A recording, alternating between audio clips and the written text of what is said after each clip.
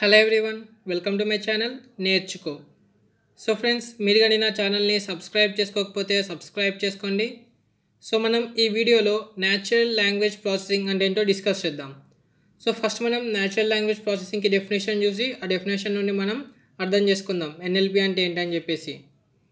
So మన definition వచ్చేసి natural language processing refers to computer understanding and manipulation of human language.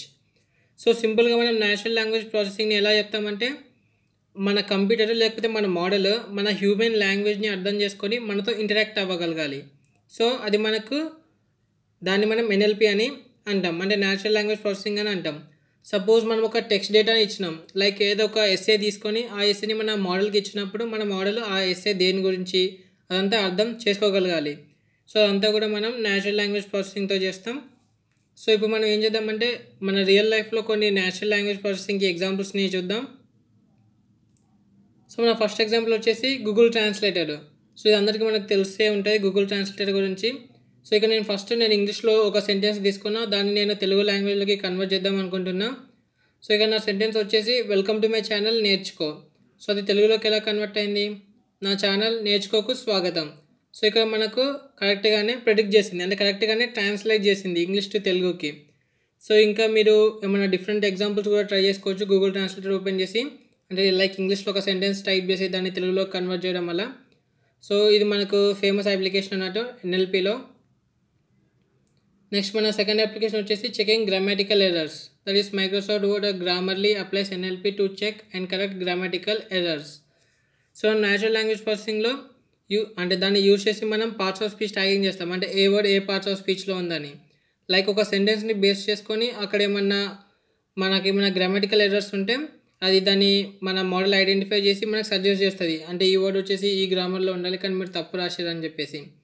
దాని తర్వాత ఇంకోటి మైక్రోసాఫ్ట్ వర్డ్ మనం యూజ్ చేస్తున్నప్పుడు ఏమవుతుందంటే జనరల్గా మనం ఏదైనా ఎప్పుడైనా ఒక స్పెల్లింగ్ని తప్పు రాసినప్పుడు మనకు సజెషన్స్ వస్తాయి. సో ఈ స్పెల్లింగ్ మీరు తప్పు రాశారు, సో దీనికి సజెషన్స్ ఇవి అవి ఉండొచ్చు అని చెప్పేసి. సో అది మనకు సెకండ్ అప్లికేషన్. మన థర్డ్ అప్లికేషన్ వచ్చేసి sentiment analysis. So sentiment analysis ఏం చేస్తుందంటే ఆ టెక్స్ట్ యొక్క మూడ్ని లేకపోతే సబ్జెక్టివ్ ఒపీనియన్స్ని చెప్తుంది. ఎలా అంటే సపోజ్ మనం ఒక రెస్టారెంట్కి వెళ్దాం అనుకున్నాం.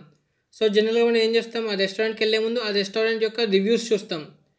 సో అలా చూసినప్పుడు మనం ఆ రివ్యూస్ నుండి బేస్ చేసుకొని చెప్తాం, లైక్ ఏమైనా పాజిటివ్ కామెంట్స్ ఉంటే ఆ రెస్టారెంట్ మంచిదని, లేకపోతే చాలా నెగిటివ్ కామెంట్స్ ఉంటే అంటే నెగిటివ్ రివ్యూస్ ఉంటే ఆ రెస్టారెంట్ అంతా బాగోదని చెప్పేసి మనం ఒక కన్క్లూజన్కి వస్తాం. సో మన కంప్యూటర్ కూడా సెంటిమెంట్ అనాలిసిస్ టెక్నిక్ యూజ్ చేసుకొని ఆ టెక్స్ట్ అనేది, అంటే అదే type of text like subjective opinions అవన్నీ చెప్తుంది, లైక్ ఇది పాజిటివా నెగిటివా న్యూట్రలా టెక్స్ట్ అని చెప్పేసి. సో అది మనకు సెంటిమెంట్ అనాలిసిస్. సో దీన్ని కూడా మనం ఇంప్లిమెంట్ చేద్దాం ఎన్ఎల్పి యూజ్ చేసుకొని ఫర్దర్గా వెళ్ళే కొద్దీ. సో నెక్స్ట్ వచ్చేసి summarising A text are article. Like ఇప్పుడు మనకు ఒక చాలా పెద్ద బుక్ ఉంది, లైక్ ఏదో ఒక నావెల్ తీసుకుందాం. సో చాలామంది ఆ నావెల్ చదవడానికి ఇష్టపడరు. సో మన ఎన్ఎల్పి టెక్నిక్ యూజ్ చేసి దాన్ని ఒక సమ్మరైజ్ రాసుకోవచ్చు, అంటే సమ్మరీ రాసుకోవచ్చు ఆ నావెల్కి. Next predicting the genre of book. So ఈ predicting the genre of book దేని కింద వస్తుందంటే లైక్ రికమెండేషన్ అన్నట్టు. లైక్ మనకు బుక్స్ డిఫరెంట్ కేటగిరీస్లో ఉంటాయి, లైక్ ఫిక్షన్, లేకపోతే థ్రిల్లర్, లేకపోతే కామెడీ, ఇలా డిఫరెంట్ బుక్స్ అయితే ఉంటాయి. సో మనము వాటన్నిటిని బేస్ చేసుకొని, అంటే ప్రతి బుక్ యొక్క జానర్ని బేస్ చేసుకొని మనము బుక్స్ని రికమెండ్ చేస్తూ ఉంటాం. సో మనము మన ఎన్ఎల్పి యూజ్ చేసుకొని లైక్ మూవీ రికమెండేషన్ చేద్దాం, అంటే జానర్ ఆఫ్ ద మూవీ తీసుకొని రికమెండ్ చేద్దాం. సో అవి రెండు మనకి సిమిలర్గానే ఉంటాయి. సో అది కూడా మనం ట్యూటోరియల్ ఫర్దర్గా వెళ్ళే కొద్దీ దాన్ని కూడా ఇంప్లిమెంట్ చేద్దాం. సో ఇప్పుడు మనము ఇంకొక అప్లికేషన్ చూద్దాం. సో అది వచ్చేసి స్పీచ్ రికగ్నిషన్. సో అందరికీ మనము బాగా ఫెమిలియర్ స్పీచ్ రికగ్నిషన్కి, అంటే గూగుల్ అసిస్టెంట్, లేకపోతే యాపిల్ సిరి, లేకపోతే అమెజాన్ అలెక్సా. సో మన లాస్ట్ అప్లికేషన్ వచ్చేసి question answering. So question answering ఏంటంటే లైక్ చాట్ బాట్స్ అన్నట్టు. సో సపోజ్ మనకి ఏదైనా క్వీరీ ఉంటే దాన్ని మనం ఎంటర్ చేస్తే మన మోడల్ అనేది ఆటోమేటిక్గా ఆ మోడల్ ట్రైన్ చేసిన డేటా ప్రకారం అదొక ఆన్సర్ అనేది మనకి ఇస్తుంది మన క్వీరీని బేస్ చేసుకొని. సో అది మనకు క్వశ్చన్ ఆన్సరింగ్ అప్లికేషన్. సో మనం ఇప్పటిదాకా రియల్ లైఫ్ అప్లికేషన్స్ గురించి డిస్కస్ చేసినాం. సో అసలు న్యాచురల్ లాంగ్వేజ్ ప్రాసెస్ ఎలా వర్క్ అవుద్ది, అంటే మనం దాన్ని ఎలా ట్రైన్ చేస్తాం, సో అదంతా కూడా ఇప్పుడు మనం డిస్కస్ చేద్దాం. సో మనం న్యాచురల్ లాంగ్వేజ్ ప్రాసెసింగ్ కోసం మనం క్లాసిఫికేషన్ మోడల్స్ వాడతాం, అంటే based on the problem statement అన్నట్టు. లైక్ ఇప్పుడు మనకు ఒక డేటా సెట్ ఇచ్చి ఆ డేటా సెట్లో మనం పాజిటివ్ రివ్యూస్ ఉన్నాయి, నెగిటివ్ రివ్యూస్ ఉన్నాయి, అంటే సెంటిమెంట్ అనాలిసిస్. సో అది చేయమన్నప్పుడు మనము క్లాసిఫికేషన్ వాడతాం, అంటే క్లాసిఫై చేయాలి కాబట్టి బేస్డ్ ఆన్ రివ్యూస్, అది పాజిటివ్ రివ్యూ లేకపోతే నెగిటివ్ రివ్యూ అని. సో మనం బేస్డ్ ఆన్ ప్రాబ్లమ్ స్టేట్మెంట్ మనము డిఫరెంట్ మెషిన్ లెర్నింగ్ అల్గోరిథమ్స్ని యూస్ చేస్తాం. సో మనము క్లాసిఫికేషన్ మోడల్స్లో మనము లాజిస్టిక్ రిగ్రెషన్ వాడతాం, నైవ్ బేస్ వాడతాం, ఇంకా కార్ట్ వాడతాం. సో కార్ట్ అంటే ఏంటంటే classification and regression trees. So అంటే డెసిషన్ ట్రీస్, మళ్ళీ ర్యాండమ్ ఫారెస్ట్ కూడా యూస్ చేస్తూ ఉంటాం. So based on the problem statement అన్నట్టు. సో మనకి ఇచ్చిన ప్రాబ్లమ్ డేటా సెట్ ఏంటిది, సో దాన్ని బేస్ చేసుకొని మనం ఏదో ఒక అల్గోరిథంని పిక్ చేసుకొని మనం ఇంప్లిమెంట్ చేస్తాం. సో ఫస్ట్ మనము మన ఎన్ఎల్పి టాస్క్ని అంటే ఏదో ఒక ప్రాబ్లమ్ స్టేట్మెంట్ని ఇంప్లిమెంట్ చేసే ముందు మనం కొద్దిగా ప్రీ ప్రాసెసింగ్ చేస్తాం, అంటే డేటా ప్రీ ప్రాసెసింగ్. సో ఇది కాస్త డిఫరెంట్, అంటే మనం మెషిన్ లెర్నింగ్లో different pre processing techniques use చేసినాం. అంటే స్టాండర్డ్ స్కేలర్ కానీ లేకపోతే మిస్సింగ్ వాల్యూస్కి రీప్లేస్ చేయడం కానీ అలా డిఫరెంట్ చేసినాం. సో ఇక్కడ మనం కొద్దిగా different pre processing techniques use చేస్తాం. సో మనకు ఫస్ట్ వన్ వచ్చేసి cleaning data. So cleaning data ఏంటంటే మనం సపోజ్ సెంటిమెంట్ అనాలిసిస్ చేసినాం, సో మనకు వర్డ్స్ కావాలి. సో వర్డ్స్ కావాలి కాబట్టి మనం ఏమైనా పంక్చువేషన్స్ కానీ ఏమైనా స్పెషల్ క్యారెక్టర్స్ కానీ అవన్నీ ఉంటే మనం అవన్నీ కూడా రిమూవ్ చేసుకొని మన టెక్స్ట్ డేటాని లోవర్ కేస్లోకి కన్వర్ట్ చేసుకుంటాం. Next tokenization. సో మనము ప్రతి దాన్ని కూడా ఒక వర్డ్ లాగా రిప్రజెంట్ చేసుకుంటాం. దాని తర్వాత స్టెమ్మింగ్. సో స్టెమ్మింగ్, ఇంకా parts of speech tagging, lemmatization, named entity recognition. So వీటన్నిటి గురించి కూడా మనము ఫర్దర్గా వెళ్ళే కొద్ది డీటెయిల్గా డిస్కస్ చేద్దాం. సో ఇది బేసికల్గా మనకు ప్రీ ప్రాసెసింగ్ పార్ట్ అన్నట్టు. దాని తర్వాత సెకండ్ పార్ట్ వచ్చేసి ఇది మనకు మోస్ట్ ఇంపార్టెంట్ పార్ట్ అన్నట్టు. అంటే మన మెషిన్ లెర్నింగ్ అల్గోరిథమ్స్ ఏవైనా కూడా మనకు న్యూమరికల్ డేటా మీదనే వర్క్ అవుతుంది. కానీ ఇది మనకు న్యాచురల్ లాంగ్వేజ్ ప్రాసెసింగ్లో ఏంటి, మనం టెక్స్ట్ డేటాని తీసుకుంటాం. సో దీనికి మనం మెషిన్ లెర్నింగ్ అల్గోరిథం అప్లై చేయాలంటే మనం ఈ టెక్స్ట్ డేటాని న్యూమరికల్ డేటా కింద కన్వర్ట్ చేయాలి. సో దాన్ని మనం ఎలా కన్వర్ట్ చేస్తామంటే మనం ఆల్రెడీ మెషిన్ లెర్నింగ్లో చూసినాం, అంటే కేటగారికల్ ఫీచర్స్ని ఎలా ఎన్కోడ్ చేయాలని. సో 1 హాట్ ఎన్కోడింగ్ యూస్ చేసుకొని అలా చేస్తాము.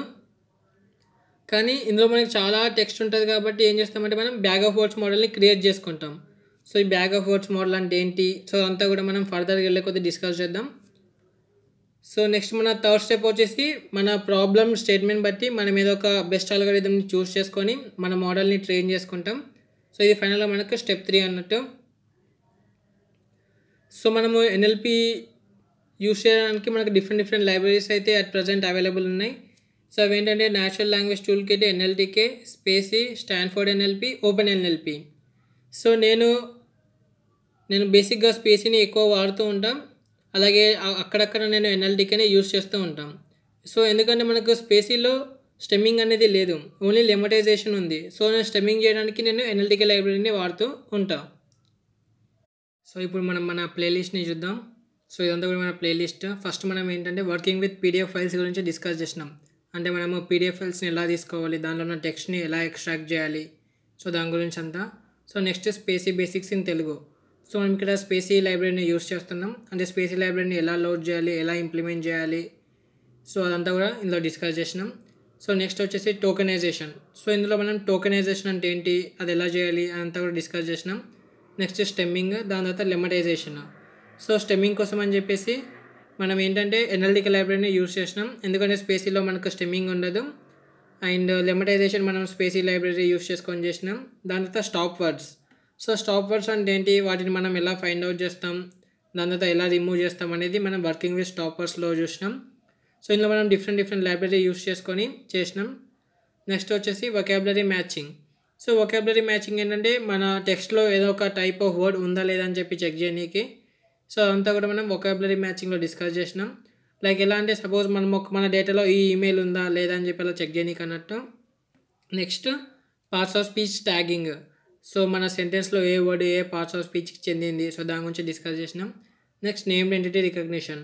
సో నేమ్డ్ ఎంటిటీ రికగ్నిషన్ని ఎలా చేయాలి దాని గురించి డిస్కస్ చేసినాం. Next bag of words model. So మనం ఆల్రెడీ ప్రీవియస్గా అనుకున్నాం బ్యాగ్ ఆఫ్ వర్డ్స్ మోడల్ ఏంటని చెప్పేసి అది డిస్కస్ చేసినాం. Next SMS spam classifier. So దీన్ని నేను 2 పార్ట్స్లో చేసినాం. సో స్పామ్ క్లాసిఫైయర్ ఏంటంటే మన ఎస్ఎంఎస్ అనేది నార్మల్ ఎస్ఎంఎస్ లేకపోతే స్పామ్ ఎస్ఎంఎస్ అని చెప్పి ఫైండ్ అవుట్ చేయడానికి. దాని తర్వాత next Amazon and IMDb review sentiment analysis. So ఇక నేను సెంటిమెంట్ అనాలిసిస్ కోసం అని చెప్పేసి 2 వీడియోస్ చేసినాం. ఫస్ట్ది వచ్చేసి Amazon and IMDb reviews, second ఏమో రెస్టారెంట్ రివ్యూస్. సో ఇక్కడ మీరు చూడొచ్చు. దాని తర్వాత నెక్స్ట్ ఇంకొక ప్రాజెక్ట్ వచ్చేసి పాస్వర్డ్ స్ట్రెంత్ చెక్కర్. సో మన పాస్వర్డ్ని రాసుకున్నప్పుడు మన పాస్వర్డ్ యొక్క స్ట్రెంత్ ఎంత అని చెప్పేసి, అంటే వీక్ పాస్వర్డా, మీడియం పాస్వర్డా, స్ట్రాంగ్ పాస్వర్డ్ అని చెప్పేసి అదో ప్రాజెక్ట్ మనకి. దాని తర్వాత వర్డ్ వెక్టర్స్. సో ఇదేంటంటే మనం ప్రతి వర్డ్ని కూడా ఒక వెక్టర్ ఫార్మేట్లో రిప్రజెంట్ చేస్తాం. సో ఇది ఎందుకంటే సపోజ్ సిమిలారిటీ బిట్వీన్ 2 వర్డ్స్ని కనుక్కోవాలంటే ఆ 2 వెక్టర్స్ మధ్య సిమిలారిటీ కనుక్కుంటే అయిపోద్ది. సో అందుకని చెప్పి మనం వర్డ్ వెక్టర్స్ గురించి డిస్కస్ చేసినాం. సో అదంతా కూడా ఇందులో చూడొచ్చు మీరు. Next sentiment analysis using VADER. So VADER ఏంటంటే ఎన్ఎల్టీకే లైబ్రరీలో ఒక మాడ్యూల్, వ్యాడర్ మాడ్యూల్. సో దీన్ని మనం యూజ్ చేస్తే ఏంటంటే మన సెంటెన్స్ యొక్క సెంటిమెంట్ అనాలిసిస్ వస్తుంది, లైక్ స్కోర్ వస్తుంది. ఈ సెంటెన్స్ ఎంత పాజిటివ్, ఎంత నెగిటివ్, ఎంత న్యూట్రల్ అని చెప్పేసి మనకు ప్రతిదానికి కూడా స్కోర్ ఉంటుంది.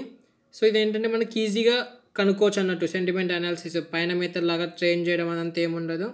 డైరెక్ట్ ఆ వ్యాడర్ మోడల్ని ఇంపోర్ట్ చేసుకుంటే సరిపోతుంది. సో దాని తర్వాత content based movie recommendation. So మనము అప్లికేషన్స్ డిస్కస్ చేసేటప్పుడు బుక్ రికమెండేషన్ గురించి డిస్కస్ చేసినాం. సో ఇక్కడ నేను ఏంటంటే మూవీని ఎలా రికమెండ్ చేస్తామని చెప్పేసి, అంటే బేస్డ్ ఆన్ జానర్ అది. దాని తర్వాత topic modelling. So topic modelling ఏంటంటే మనకు మెషిన్ లెర్నింగ్లో క్లస్టరింగ్ లాగా. సో ఎలా అంటే మనం ఒక పెద్ద లార్జ్ డేటా సెట్, అంటే లార్జ్ టెక్స్ట్ ఇచ్చినప్పుడు ఆ టెక్స్ట్ దేని గురించి అదంతా కూడా మనం టాపిక్ మోడలింగ్ యూస్ చేసి చెప్తాం. సో అంటే ఆ టెక్స్ట్ దేని గురించి అదంతా కూడా ఉంటుంది. సో ఇదంతా మన ఎన్ఎల్పి ప్లేలిస్ట్. సో ఫ్రెండ్స్, మీకు కానీ వీడియో నచ్చినట్టయితే లైక్ చేయండి, షేర్ చేయండి, అలాగే మన ఛానల్ని కూడా సబ్స్క్రైబ్ చేసుకోండి. So thank you for watching. Keep learning.